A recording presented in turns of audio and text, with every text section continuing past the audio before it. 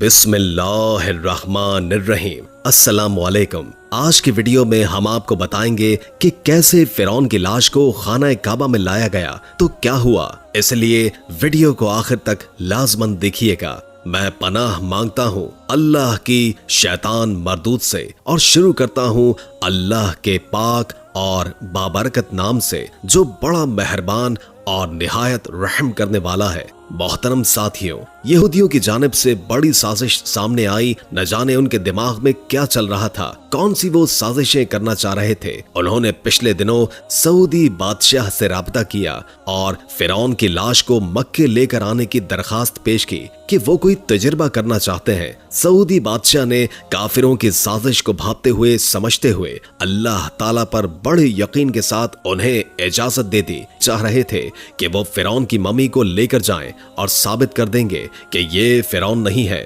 بلکہ فرعون سمجھا جا رہا ہے کوئی اور ہے۔ جب وہ فرعون کی ممی کو خانہ کعبہ لے کر گئے۔ دوستو، ویڈیو میں آگے بڑھنے سے پہلے تمام دوستوں سے درخواست ہے کہ ویڈیو کو لائک کریں اور ہماری محفل دعا کا حصہ بننے کے لیے کامنٹ میں اپنا پورا نام لکھیں تاکہ آپ کے لیے دعا کی جا سکے۔ تو دوستو، وہاں جب فرعون کو خانہ کعبہ کے سامنے آ گیا تو ایک ایسا معجزہ رونما ہوا جس کے بارے میں ہم آج کی ویڈیو میں آپ کو دکھانا چاہتے ہیں اور بتانا چاہتے ہیں، اور یہ معجزہ دیکھ کر دوستو یقین جانیے یہ ایک ایسا معجزہ تھا جس کو دیکھنے کے بعد وہ سارے یہودی کافر سجدے میں گر گئے۔ پیارے دوستو، 1991 سے پہلے اس دنیا کا کوئی انسان نہیں جانتا تھا کہ خدائی کا دعویٰ کرنے والے فرعون کی لاشوں کا کیا ہوا، یا ان کی باقیات کہاں ہیں، یا کہیں ہے بھی یا نہیں۔ الہامی کتابوں میں تورات، بائبل اور قرآن پاک میں اس واقعے کا ذکر تفصیل سے ملتا ہے۔ حضرت موسیٰ علیہ السلام اور بنی اسرائیل قوم کا پیچھا کرتا ہوا فرعون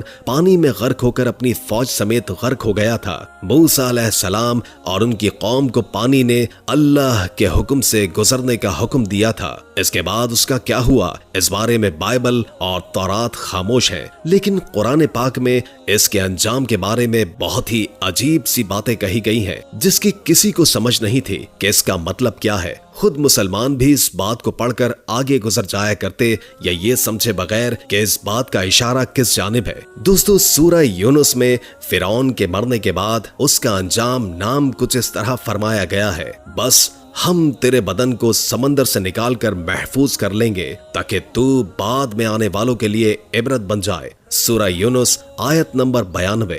دوستو، یہ واقعہ آج سے 3500 سال پہلے پیش آیا تھا۔ فرعون کے ڈوب کے مرنے کے بعد سمندر نے اس کی لاش کو اللہ کے حکم سے باہر پھینک دیا، جبکہ باقی لشکر کا کوئی نام و نشان نہیں ملا۔ مصریوں میں سے کسی شخص نے ساحل پر پڑی اس کی لاش پہچان کر اہل دربار کو بتایا۔ فرعون کی لاش کو محل پہنچایا گیا۔ درباریوں نے مسالہ لگا کر اسے پوری شان اور احترام سے تابوت میں رکھ کر محفوظ کر دیا۔ ہنوت کرنے کے عمل کے دوران ان سے ایک غلطی ہو گئی تھی۔ فرعون کیونکہ سمندر میں ڈوب کر مرا تھا اور مرنے کے بعد کچھ عرصے تک پانی میں رہنے کی وجہ سے اس کے جسم پر سمندری نمکیات کی ایک تہ جم گئی تھی۔ مصریوں نے اس کی لاش پر نمکیات کی وہ تہ اسی طرح رہنے دی اور اسی طرح ہنوت کر دیا۔ وقت گزرتا رہا یہاں تک کہ فرعون کی ہنوت شدہ لاشیں بھی زمین کی تہ میں چھپ گئی۔ ان کے نام صرف کتابوں، ان کی تعمیرات اور لوگوں کے ذہنوں میں رہ گئے۔ اس واقعے کے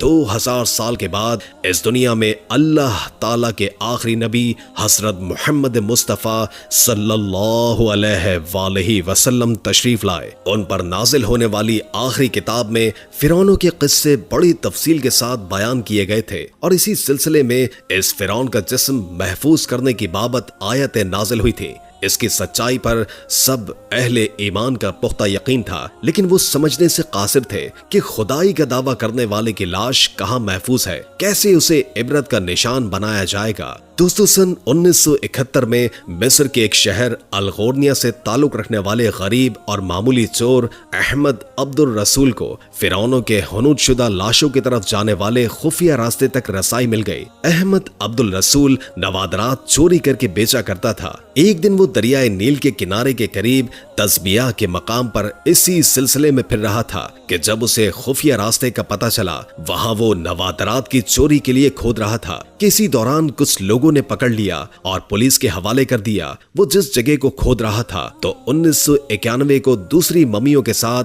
इसी गर्क होने वाले फिरौन की लाश भी मिल गई और उसके कफन पर सीने के एक मकाम पर उसका नाम लिखा हुआ था। इन मम्मियों को माहिरीन काहिरा ले गए। जब इन मम्मियों की तफसील का जायजा लिया गया तो फिरौन वाली मम्मी में परचम में नमकियात की तस्दीक हो गई कि ये वही फिरौन है जिसे अल्लाह ताला ने पानी में गर्क करके बदतरीन अंजाम से हमकिनार किया था। दोस्तों, ये बहुत बड़ा वाकया था। इसकी तस्दीक के लिए दुनिया भर के माहिरीन आसार कदीमा और साइंसदान मिस्र की तरफ उमड़ पड़े। मुख्तलिफ साइंसी टेस्ट करने के बाद दुनिया भर के साइंसदानों ने तस्दीक कर दी कि दूसरी सब लाशों के निस्बत सिर्फ फिरौन की लाश पर ही नमकियात की समंदरी तह जमी हुई थी। दोस्तों, इस तस्दीक के बाद इसे फिरौन की लाश करार देकर अजायब घर में महफूज कर दिया गया। सन 1992 में जब फिरौन की मम्मी खराब होने लगी तो उस वक्त की मिस्री हुकूमत ने फ्रांस की हुकूमत को दरखास्त की कि फिरौन की मम्मी को खराब होने से बचाया जाए। नीज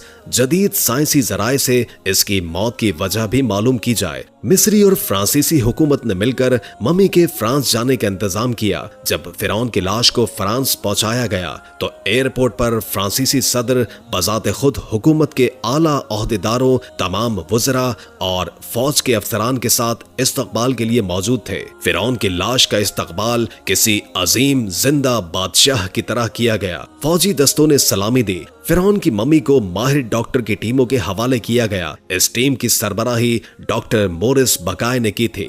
माइक्रोस्कोप टेस्ट की मदद से मम्मी के तमाम आज़ा का बारीक बीनी से जायजा लिया गया तो मालूम हुआ कि इसकी लाश में समंदरी जर्रात अब तक मौजूद है और मौत की वजह भी पानी में डूबने की वजह से हुई थी। एक बादशाह की मौत पानी में डूबने की वजह से हो तो ये डॉक्टर मोरस के लिए हैरत की बात है। उसने मम्मी के बारे में मजीद जानने की कोशिश की तो उसे मालूम हुआ कि इस बादशाह की मौत के हालात मुसलमानों के नबी हजरत मोहम्मद मुस्तफ़ा सल्लल्लाहु अलैहि वसल्लम पर उतरी किताब कुरान पाक में तफसील से दर्ज है। उसे इल्म था कि जहां ये लाश मिली है वो एक इस्लामी मुल्क है। चुनाचे तजस्सुस के हाथों मजबूर होकर वो मिस्र पहुंचा। उसने इस मामले में मिस्र के साइंसदानों से मुलाकात की। उस साइंसदान ने कुरान पाक को खोलकर उसे सूरह यूनुस की आयत 90 से 92 तक का तर्जुमा लफ्ज ब लफ्ज सुनाया। फिरौन के खुदाई का दावा, उसका पानी में डूब कर मरना और फिर पानी से निकालकर उसकी लाश का हुनूत हो जाना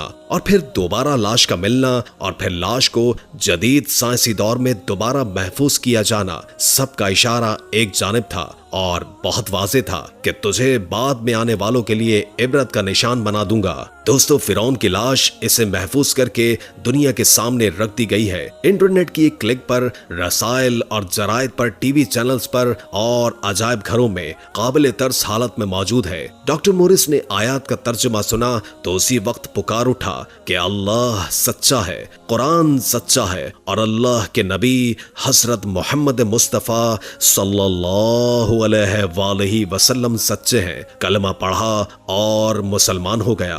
तो उसके बाद यहूदी कहाँ रुक सकते हैं। दोस्तों, जहां वो सदियों से मुसलमान बल्कि जितने नबी इस दुनिया में आए सबके खिलाफ साजिशों, उनको तकलीफ देने और उनको कत्ल करने में लगे रहे हैं, अब वो कहाँ रुक सकते थे। इस रिपोर्ट को भी वो गलत साबित करने के लिए कोशिशों में लगे रहे कि कुरान की बात गलत कर दें और एक साजिश के तहत उन्होंने फिरौन की मम्मी को सऊदीया ले जाने की इजाजत मांगी। उनके जहन में यह भी था कि खाना काबा में इस काफिर की मम्मी, जो खुद अपने दौर में अपनी जिंदगी में खुदाई का दावेदार रहा है, लेकर जाते हैं और देखते हैं कि अल्लाह इसकी लाश पर कोई असर डालता है और उसको अपने घर में आने देता है या नहीं। और अगर ऐसा कुछ न हुआ तो कल हम कहने वाले बनेंगे कि ये फिरौन की लाश ही नहीं, वरना अल्लाह अपने घर में इसे कैसे बर्दाश्त कर सकता है। तो उन्होंने कुछ मुसलमानों को इस प्लान में भी शामिल किया और मुंह मांगी रकम उनको दे भी दी। मुख्तसरन ये दोस्तों, वो फिरौन की लाश को एक जनाजे की सूरत में लेकर खाना काबा पहुंचने में कामयाब हो गए, मगर उन्होंने जैसे ही फिरौन की मम्मी को खाना काबा के सामने रखा तो कफन पर बहुत सारी लातादाद चींटियां नमूदार हो गईं और कफन के अंदर देखा गया तो फिरौन के जिस्म से लातादाद अजीबोगरीब चींटियां देखकर सबकी चीखें निकल गईं। उसको हटाने की कोशिश करने वालों के हाथ पर चढ़ गईं और काटने लगी, जिसके बायस उन्होंने लाश उठाकर फौरी वहां से दौड़ लगा दी। बाहर आते ही ये सब कुछ गायब हो चुका था और मम्मी वैसे की वैसी थी। ये सब मामला देखकर वो जितने लोग थे खौफजदा हो गए और सुनने में ये भी आया कि वो भी मुसलमान हो गए। प्यारे दोस्तों, ये सब हमें सऊदी मीडिया के जराए से मालूम हुआ है। इसमें कितनी सदाकत है ये तो आप हमें कमेंट में बता सकते हैं, क्योंकि यहूदियों से तो कोई बैद नहीं, वो तो सदियों से मुसलमानों के खिलाफ साजिशें करते आ रहे हैं और उनको गलत साबित करने के लिए न जाने क्या क्या हथकंडे अपनाते आ रहे हैं। और इस जदीद दौर में भी वो मुसलमान नौजवानों के अजहान में इस्लाम और कुरान पाक को लेकर अजीबो गरीब शक व शुबहात पैदा कर रहे हैं। सोशल मीडिया ऐसी बकवासियात से आपको भरा हुआ मिलेगा। आप क्या कहते हैं इस बारे में अपनी राय जरूर दीजिएगा। उम्मीद है कि आज की वीडियो आपको अच्छी लगी होगी। अगर वीडियो अच्छी लगी हो तो लाइक करके हमारे चैनल को सब्सक्राइब कर दें और बेल आइकॉन को क्लिक कर दें ताकि हमारी नई आने वाली वीडियोस का आपको पता चलता रहे। हमने पूरी कोशिश की जितना इल्म हम आप तक पहुंचा सके पहुंचा दें। अगर जिंदगी रही तो एक और वीडियो के साथ इंशाअल्लाह हाजिर होंगे। अभी हमें इजाजत दीजिए। अल्लाह हाफिज।